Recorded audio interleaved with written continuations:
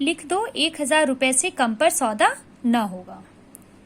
कुछ दिन बाद उन्हें जवाब में एक बीमा मिला। इन्होंने ऐसा ही किया पंडित शादीराम ने। कुछ दिनों के बाद एक बीमा मिला आंसर में। पंडित शादीराम के हाथ पैर से ज्यादा उनका दिल कांप रहा था।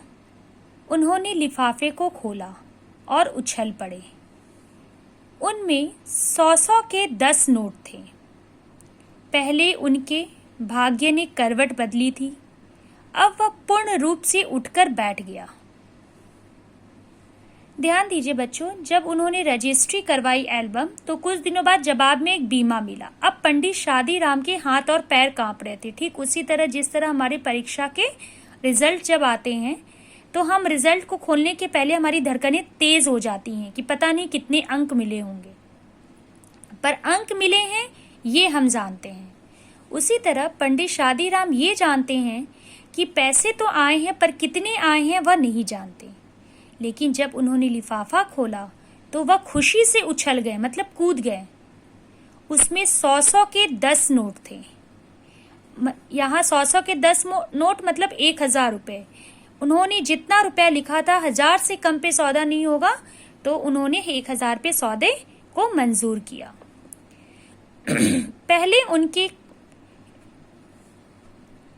उनके भाग्य ने करवट बदली। पहले तो उनकी किस्मत ने करवट बदली कि उस एल्बम में से कुछ कमाने के रास्ते दिखाई दिए।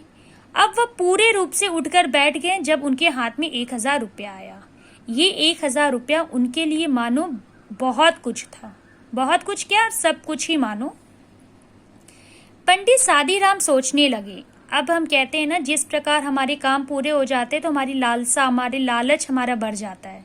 अब इन्हें लग रहा था कि मैं 2,000 भी लिखता तो वो खरीद लेते, 3,000 भी लिखता तो खरीद लेते। अब इनकी ये सोचकर उनकी खुशी कम हो गई कि मुझे सिर्फ 1,000 रुपये मिले हैं। पंडित शादीराम सोचने लगे, अगर 2,000 लिख देता तो शायद उतने ही मिल जाते। इस सोच में उनकी सारी खुशी किरकिरी कर दी। किरकिरी मतलब कम कर दी। क्या सोचकर कि वो 2,000 लिख देना चाहिए था। यहाँ पे अब इनके मन में लालच की भावना आ गई। सांझ के बाद वह लाला सदानंद के पास गए। सांझ मतलब शाम के बाद जब वह लाला सदानंद के पास गए और 500 रुपये सामने रखकर बोले, परमात्मा का धन्यवाद है कि मुझे इस मार से छुटकारा मिला।